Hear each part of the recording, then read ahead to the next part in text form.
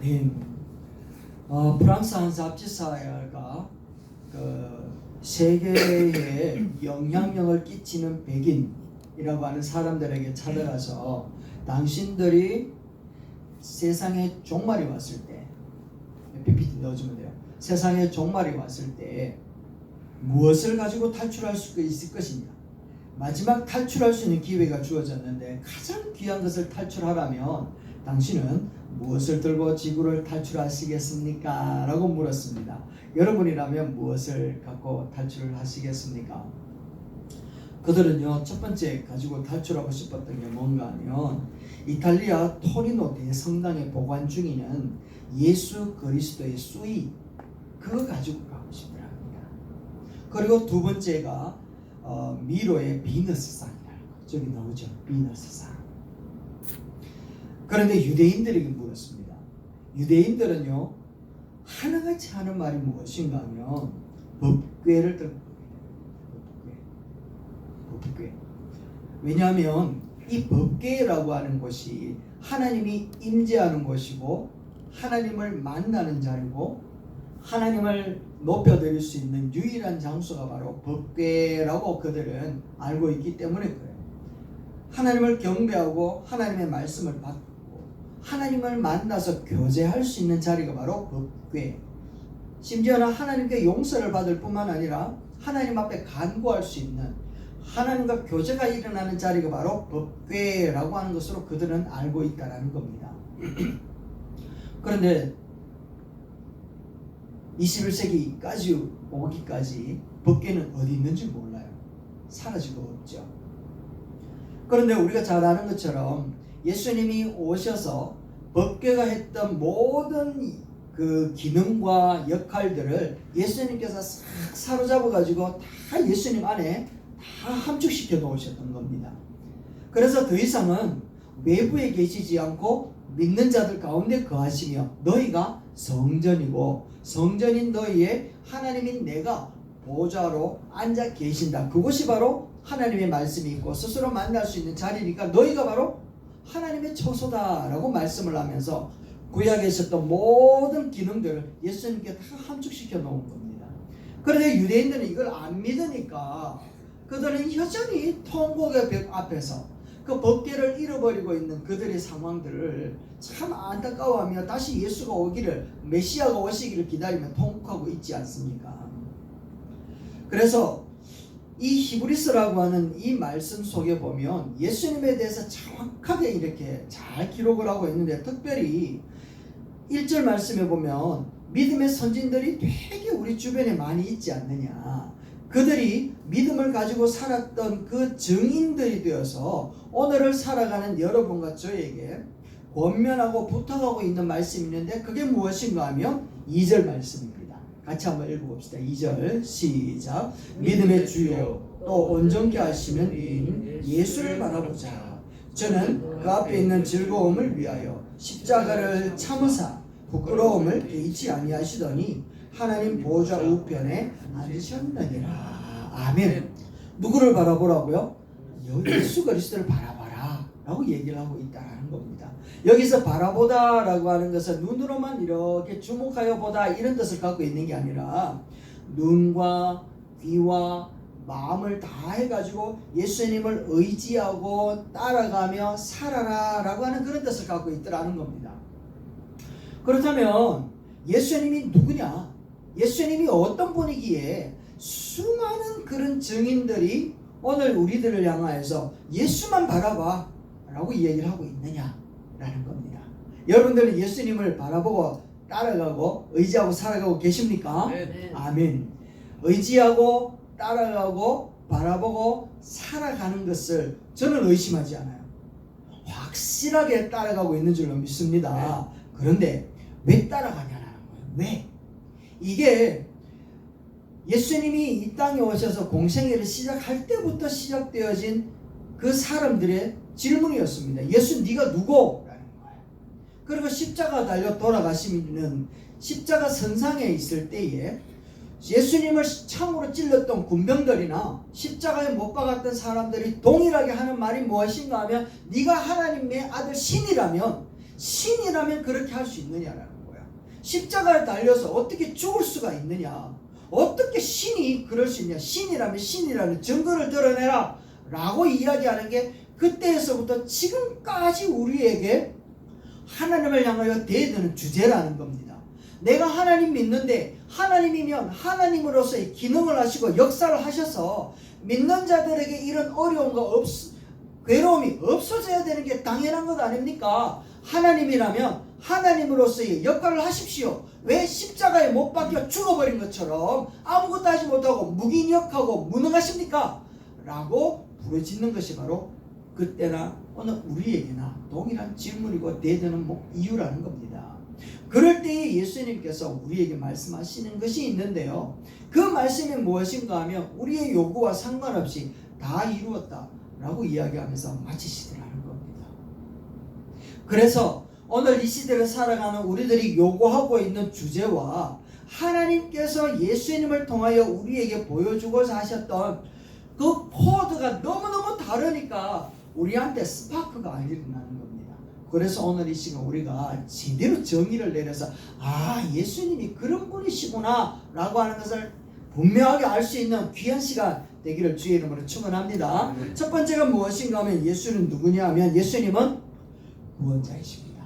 한번 따라합시다. 예수님은 누구냐 물으면 여러분은 이렇게 대답하십시오. 예수님은 누굽니까? 구원자이십니까? 여러분, 우리들의 이름은 누가 지어졌습니까? 문집사님 이름은 누가 지어졌습니까? 그죠? 할아버지가 지어주셨고 누군가가 우리 이름을 지어줬으니까 누군가가 계속 그 이름을 불렀잖아. 그죠? 그러면 예수님의 이름은 누가 지어졌습니까? 하나님이 지어주셨어요. 그 말씀이 마태복음 1장 21절에 있습니다. 한번 읽어봅시다. 시작. 아들을 낳으리니 그 이름을 예수라 하라. 이는 그가 자기 백성을 저희 죄에서 구원할 자 이심이라 하니라. 아멘. 예수 이름을 누가 지었다고요? 하나님이 지으신 하나님. 여러분, 우리들을 이름 지으신 분도 정말 위대하고 좋으신 분이시지만 예수님의 이름을 지으신 분이 누군가 하면 하나님이라는 겁니다. 그런데요, 하나님이 이름을 지을 때에 그 이름의 뜻이 무엇인가 하면 자기 백성들을 죄에서 구원할 자다라고 말하고 있더라는 거.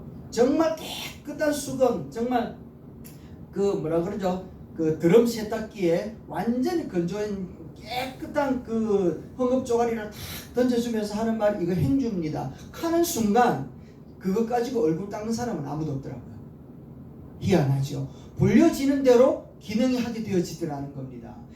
하나님께서 예수님을 이 땅에 보내실 때에 예수의 이름이 뭐냐라고 우리가 물으실 때 예수님의 그 이름의 뜻은요, 자기 백성들을 죄에서 구원하실 분이다 라고 얘기를 하는 겁니다. 그래서 예수님은 십자가에 달리시면서 그 계명을, 그 뜻을, 그 하나님께서 허락해 주신 미션을 다 완수하시면서 십자가 달리시면서 하시는 말씀이 다 이루었다 라고 말씀하지 않았습니까? 우리 요한복음 19장 30절 말씀입니다. 이 말씀도 우리 같이 한번 읽어봅시다. 시작.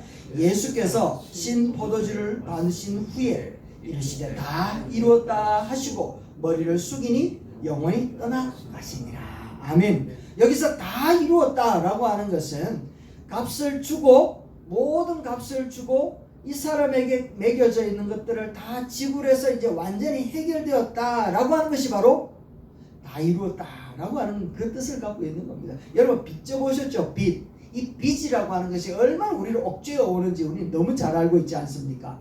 그래서 이 빚이 다 갚는 순간 우리는 진짜 자유를 누리는 그 기분을 만끽하는 것처럼 예수님께서 우리 인류의 발목을 잡고 목숨줄을 잡고 있었던 죄의 모든 싹을 다 지불했다. 그리고 이제 더 이상 죄로부터 주어지는 사망 권세는 우리를 향하여서 절대로 억제할 수 없다 라고 하는 해방을 선언하신 것이 바로 십자가에서 다 이루었다 라고 하는 그 말씀 속에 포함되어져 있는 거라는 겁니다. 그래서 우리는요, 더 이상 죄로부터 주어지는 영향을 받는다 안 받는다? 받을 필요가 없다라는 것입니다. 그런데 우리는 자꾸만 죄의 영향을 받아가지고 살아가는 것처럼 죄책감, 죄의 올무에 눌려서 살아가는 사람들이 너무 많이 있어요. 예수님께서 아무리 다 갚았다, 다 이루었다 이야기를 해도 안 믿는 사람들이 너무 많아. 나는 믿습니다, 믿습니다 이야기를 하는데도 안 믿겨지는 거. 참 희한하죠. 믿음이라는 것만큼 힘든 것이 없어요. 내가 예수님이 우리의 구세주여 나의 모든 죄를 사하여 주셨다라고 하는 것을 믿는다라고 이야기를 하면서도 내가 이렇게 살아서 되나? 라고 하는 생각들 때문에 내게 무슨 어려운 일들이 생기면 내가 죄 때문에 이런 일이 생긴 것 아닌가? 라고 하는 생각에 팍 올무에 매여가지고 더 열심히 하면 그 죄가 없어질 거야 라고 하는 생각을 가지고 교회를 섬기는 사람들이 되게 많이 있다라는 겁니다.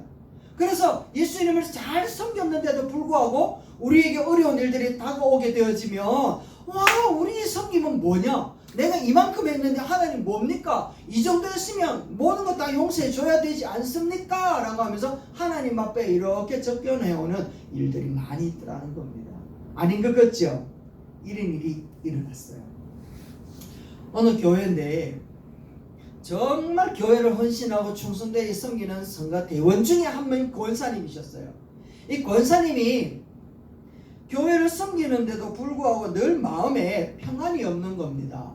예배를 드리고 예배에 헌신을 하고 말씀을 듣고 은혜를 받기는 하는데 내가 이 정도 해도 되나? 내게 이런 어려움이 생기는 건 아마 내가 뭔가 잘못했는 게 있을 거야. 죄 때문일 거야 라고 하는 좀 전에 말씀드렸던 그런 생각들로 늘 지배되어져 있으니까 자유함이 없는 거야. 그래서 도저히 안 되겠다 싶어가지고 이 권사님이 아무도 모르게 유명하다 하는 점집에 갔거든요.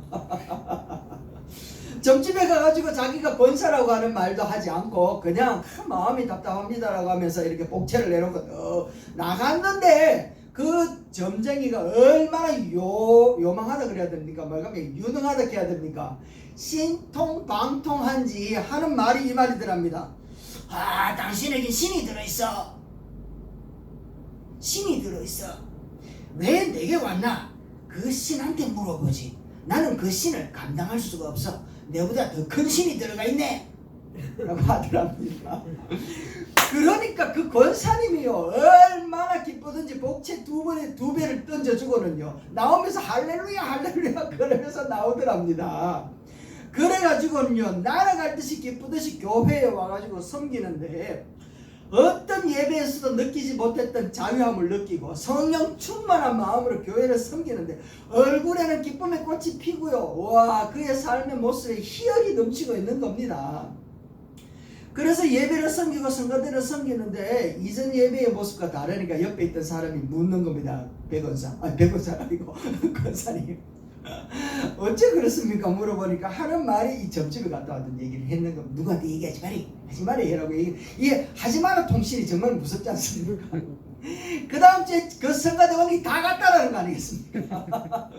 다 가가지고요 그 다음 주에 나오는 성가대원이 찬양의 목소리가 달라졌다라는 겁니다. 얼마나 헌신되고 충성된 모습으로 잘 하는지 정말 신바람나게 하나님을 섬겼대요. 여러분 이 사람이 믿음이 있는 겁니까? 믿음이 없는 겁니까? 이 사람의 믿음의 수준이 우리 한국교회 믿음의 수준이라는 겁니다.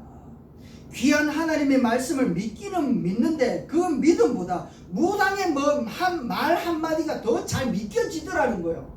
참 안타까운 일이지만 현실인 것 같아요. 목사의 말보다는 무당의 말에 더 은혜를 받기 시작을 하고 얼마나 자주 말씀을 들었음에도 불구하고 예수님을 믿으면 성령님이 임재하시고 성령님께서 우리의 성전 삼아 함께 한다 그렇게 말씀을 듣고 배우고 전도도 하고 고백도 했는데도 불구하고 무당 한마디 할 때까지 잘 안 믿겨지는 게 한국 교회의 현실이었다. 우리 예수님께서 십자가 달리시면서 다 이루었다 라고 하시면서 예수님의 이름이 하나님께서 명하여 주시고 우리 당신의 그 구원받을 자들에 대하여 모든 죄로부터 해결함을 위하여 오신 예수 그리스도 그분이 사명을 다 이루었었다 라고 하는 그 말씀이 명확하고 2000년이 지난 지금도 성경에 뚜렷이 기록되어져 있는데도 불구하고 그게 안 믿겨지고 있다라는 거야. 믿습니다라고 하는 그 고백은 안 믿겨지니까 더 크게 이야기하고 있다는 말이죠. 그래서 우리는 다시 한 번 더 스스로 생각을 해보십시오. 내가 진짜 믿고 있는가? 진짜 믿고 있는가? 정말 이 믿음은요 진짜 어려움이 다가오고 힘든 일이 다가오고 정말 우리 가운데 고통이라고 하는 것이 다가왔을 때 그때 빛을 발하게 되어져 있는 거예요. 여러분, 우리 예수님은 누구라고요? 우리의 구원자이죠. 할렐루야. 꼭 믿으시기 바랍니다. 아멘. 두 번째, 예수님은 누구냐 하면 예수님은 우리의 믿음의 주가 되십니다. 자, 제가 예수님은 누구십니까? 물어보면 이렇게 고백해 주십시오. 예수님은 누구십니까? 예수님은 믿음의 주가 되십니다. 아멘. 여기서 믿음의 주라고 이야기하는 것은 믿을만 하신 분이라는 뜻을 갖고 있어요. 믿을만 하신 분. 참 재밌는 말이죠. 믿을만 하신 분이라는 말이. 얼마나 안 믿었으면 믿을만 하신 분이라고 이렇게 고백을 하고 있을까요? 그리고 주라고 하는 것은 왕, 통치자, 지배자, 다스리는 분이라고 얘기를 하는 겁니다. 그래서 이걸 믿음의 주라고 이야기하는 것은 이 세상에서 가장 확실하게 믿을 수 있는 나의 왕이 되신다라고 하는 고백을 하고 있는 겁니다. 자, 밑에 거 우리 검은 줄로 되어 있는 거 한번 읽어봅시다. 시작. 확실하게 믿고 신뢰할 만한 통치자. 아멘. 이런 뜻을 갖고 있다라는 겁니다. 사람들은 기본적으로 하나님을 피하려고 하는 습관적인 모습을 갖고 있는 것 같아요. 우리들도 마찬가지인 것 같습니다. 에덴에 범죄한 이후에 인간의 습관적인 모습 속에 하나님을 피하려고 하는 그런 모습들이 있는 것 같아요. 선악과를 따먹고 난 다음에 하나님 앞에 숨고 도망다녔던 아담의 모습이 우리 가운데 있단 말이죠. 그런 아담과 하와를 향하여 하나님께서는 스스로 지어놓은 자기의 죄를 가지고 가리고 자기의 허물을 가리기 위해서 스스로 만들어 놓은 무화과 잎으로 자기 몸을 가리잖아요. 그런데 그것은 언제나 말라서 비틀어질 수밖에 없는 것으로 자기의 죄를 온전하게 막을 거나 가릴 수가 없는 것을 하나님은 아셨어요. 그래서 짐승을 잡아가지고 그들에게 가죽 옷을 입혀주셨습니다. 물론 그 가죽 옷도 시간이 지나면은 다 싸그러지고 없어지죠. 그러나 그것이 바로 예수 그리스도를 예표해 놓은 그런 죽음이요, 그런 은혜라는 것을 우리에게 가르쳐주고 있습니다. 이렇게 죄를 지은 사람을 향하여서 하나님께서는 가까이 다가오시고 끊어져 버렸던 그 관계를 회복하기 위해서 예수님은 그런 방법을 또 취하셨던 거예요. 그런데 이렇게 하나님 앞에 그 끊어진 관계를 맺어주셨던 그 하나님께서 아담과 하와한테 그 징조를 보여줬는데 그 징조가 무엇인가 하면 이런 징조를 보여주셨죠. 아들을 그 아들을 낳고서 그 이름이 무엇인가 하면 가인이라고 했어요. 가인의 뜻이 바로 우리에게 참 중요한 의미를 줍니다. 그 뜻이 무엇인가 하면 내가 여호와로 말미암아 득남했다 라고 하는 뜻을 갖고 있습니다. 여호와로 말미암아 득남했다 라는 거. 하나님이 우리들의 죄를 용서하셨구나. 그래서 아들을 주셨고 여인의 후손을 통하여 뱀의 머리를 밟을 것이라고 하셨던 그 말씀이 이것으로 성취되었구나 라고 하는 것을 아담과 하와는 깨달았던 거예요. 그래서 감사하면서 하나님 앞에 예배를 드렸겠죠. 그런데 그 드렸던 그 관계의 모습 앞에 가인이라고 하는 이 인물이 등장하게 되면서 그림에 나와 있는 것처럼 아벨을 쳐 죽여버리더라는 겁니다. 하나님께서는 최초에 인간을 위하여서 죽음이라고 하는 것을 통하여서 아담과 하와를 보호하였는데 인간은요 그것을 따라가지고 하나님 없이 죽음을 통하여 자기의 죄를 덮으려고 자기의 것을 보호하기 위해서 사람을 쳐 죽이는 그런 일을 취하더라는 겁니다. 이와 같이 하나님 앞에 범죄하고 그 인류 가운데 이 아담의 가정에 피를 불러왔던 이 가인, 사람들 가운데 쫓겨다닐 수밖에 없고 죽음 가운데 내몰릴 수밖에 없었던 가인은 두려워 떠는 겁니다. 하나님, 내가 이런 죄를 지어서 사람들이 나를 만나면 죽이려고 할 텐데 어찌하면 좋겠습니까? 라고 이야기를 할 때 하나님이 어떻게 하셨는가 하면 이렇게 말씀하셨던 거예요. 같이 한번 읽어보겠습니다. 시작. 여호와께서 그에게 이르시되 가인을 죽이는 자는 벌을 7배로 받으리라 하시고 가인에게 표를 주사 그를 만나는 모든 사람에게서 죽임을 면하게 하시니라. 아멘. 죽음을 면할 수 있도록 하나님께서는 가인에게 표를 주셨던 거예요. 그래서 하나님은 다 자기의 동생을 죽여버렸던 그 가인이지만 하나님은 가인을 보호하려고 하는 그런 조치를 취해 놓으시더라고요. 아브라함도 마찬가지죠. 자기 아내를 자기의 목숨을 보존하기 위해 가지고 동생이라고 이야기를 하면서 그 지역의 왕 앞에 바쳤던 그 죄를 지었던 아브라함이었는데 하나님은 오히려 전과 위복을 만드셔서 아브라함이 더 큰 복을 받도록 역사하시던 그런 하나님이더라는 겁니다. 이삭도 마찬가지고 야곱도 마찬가지고 요셉에게도 마찬가지라는 거죠. 11장 히브리서 11장 전체에 나오는 그 인물들 속에 만나주셨던 여호와는요 진짜 믿을만하신 분이시구나 라고 하는 고백을 할 만큼 역사를 하셨다라는 것이요. 뿐만 아니라 가장 결정적인 사건을 보여주는데 로마서 5장 8절 말씀입니다. 우리 같이 한번 읽어봅시다. 시작. 우리가 아직 죄인 되었을 때에 그리스도께서 우리를 위하여 죽으심으로 하나님께서 우리에 대한 자기의 사랑을 확정하셨느니라. 우리를 향하여서 하나님의 사랑이 얼마나 큰지를 한 번 더 보여주셨다라는 겁니다. 그래서 로마서 8장 32절 말씀에는 이런 말씀까지도 우리에게 주는 거예요. 같이 한번 읽어봅시다. 시작. 자기 아들을 아끼지 아니하시고 우리 모든 사람을 위하여 내주시니까 어찌 그 아들과 함께 모든 것을 우리에게 주시지 아니하시겠느냐. 할렐루야. 이렇게 허락하시는 그 하나님, 구약에 있었던 모든 믿음의 사람들을 쭉 나열해 놓고 보아도 하나님은 참으로 우리 경험되어진 모든 믿음의 선조들을 이 증거하고 있는 것처럼 믿을 만한 하나님이요. 그리고 그 하나님께서 당신의 아들까지 십자가에 걸으시면서 우리에게 믿을 만한 하나님이다 라고 하는 것을 우리에게 가르쳐주고 보여주고 있더라는 겁니다. 이제 마지막으로 세 번째는요, 우리가 예수 그리스도가 누구기에 예수만 바라보고 의지하고 따라가야 될 것인가 하는 것을 가르쳐 주는데, 예수님은 누구십니까? 예수님은 온전케 하시는 분이십니다. 할렐루야. 온전케 하시는 분이다 라고 하는 것은 완전하게 하다, 온전케 하신다 라고 하는 것을 나타내는데, 이것은 우리의 연약한 믿음, 우리의 부족한 믿음, 우리의 참 초라한 우리의 믿음이지만 우리 주님은 그 초라한 믿음을 통하여서 완전케 하시는 그런 분이시다 라고 하는 그런 고백을 하고 있는 겁니다. 우리 주님은 우리의 믿음을 완성시켜 주시는 분이신 줄로 믿습니다. 아멘. 그래서요 우리가 예수 그리스도를 바라보는 거예요.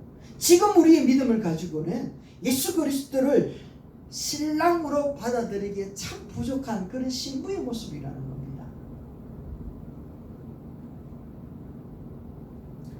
창세기 28장 20절 말씀을 한번 보십시다. 이렇게 이야기를 합니다. 야곱의 고백입니다.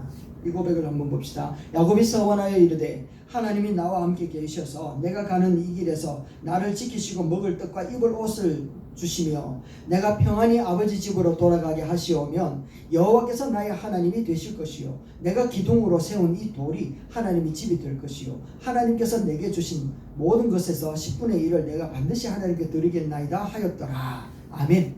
야곱이 하나님을 만나고 난 다음에 이런 고백을 했는데 20년 동안 이런 믿음의 고백과 상관없이 살았어요. 그런데 하나님은 이 믿음의 고백을 들으신 겁니다. 그래서 20여 년이 지나고 난 다음에 대대로 올라와서 하나님 앞에 고백하는 야곱의 고백을 한번 보십시오. 35장 7절입니다. 거기서 시작. 그가 거기서 제단을 쌓고 그곳을 엘베댓이라 불렀으니 이는 그의 향의 낯을 피할 때에 하나님이 거기서 그에게 나타나셨이더라. 아멘. 그곳에 만났던 하나님 앞에 고백했던 야곱이 그 자리에 다시 한번 제단을 쌓으면서 하나님 앞에 고백하는데, 그때 고백했던 그 하나님이 지금 나의 하나님이십니다 라고 하는 믿음의 고백을 하고 있더라는 겁니다. 그리고 애굽으로 들어갈 때에 그가 12지파가 되어진 자기들의 아들을 향하여 고백하는 그 모습을 보면 하나님이 진짜 나의 하나님이다 라고 하는 것을 고백하고, 뿐만 아니라 그가 백골이 되어서 죽음을 맞이하지만 너희들이 출애굽을 하여 영원한 약속되어진 땅으로 가게 될 때 나의 백골을 가지고 가라 라고 하는 믿음의 고백까지 하고 있더라는 겁니다. 여러분, 연약한 믿음을 완성케 하시는 분은 우리 주님이신 줄로 믿습니다. 그래서 혹 우리가 무당한테 점치러 가서 그로부터 우리가 성령 충만하다는 사실을 인정받는 초라한 믿음이라 할지라도 반드시 우리 주님은 그 초라한 믿음을 통하여 우리를 강력한 믿음으로 만들어 주실 줄로 믿습니다. 아멘. 이런 분이 바로 온전하신 주님이시다 라고 하는 것입니다. 그래서 우리는 마지막에 주님 앞에 섰을 때에 우리 주님은 참으로 믿으실 만한 분이셨습니다. 참으로 내가 믿기를 잘 하신 분이십니다. 우리 주님은 영원히 나와 함께서 아깝지 않는 분이십니다. 왕이십니다 라고 하는 고백이 여러분과 저에게 온전하게 드러나서 천국에서 울려 퍼지는 놀라운 역사가 일어날 수 있게 되기를 주의 이름으로 축원합니다.